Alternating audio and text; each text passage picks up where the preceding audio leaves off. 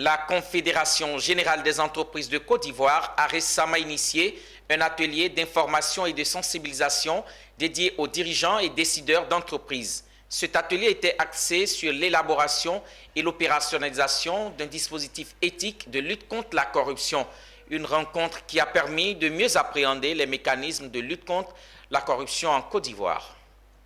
La lutte contre la corruption s'intensifie et le patronat ivoirien n'est pas en reste. Pour sa part, la Confédération générale des entreprises de Côte d'Ivoire, consciente des difficultés qu'éprouvent certaines entreprises à élaborer et opérationnaliser un dispositif d'éthique et de management anticorruption, a initié cet atelier. La question porte sur l'éthique et l'opérationnalisation donc des bonnes pratiques d'éthique et de conformité dans nos entreprises, que ce soit des entreprises publiques et privées, et sachant que en fait, ce sont des règles et des principes à mettre en œuvre dans ces entreprises-là afin de contribuer à aider à la lutte contre la corruption. Le partage de savoir et savoir-faire en matière de dispositifs éthiques de management anticorruption dispensés par les experts du domaine a meublé ces 2 heures d'échange, partant de la mise en place des réglementations relatives à la prise en compte des dimensions éthiques de l'activité des entreprises, comment élaborer et déployer un dispositif anticorruption ont été les points forts de cet atelier. Une initiative qui s'inscrit dans la volonté du gouvernement de freiner ce fléau qui fait perdre à la Côte d'Ivoire 1300 milliards de francs CFA chaque année,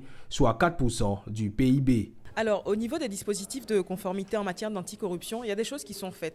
Donc déjà, au niveau des entreprises multinationales qui elles-mêmes sont assujetties à des législations qui demandent justement d'avoir tous ces outils-là en place, donc depuis quelques années.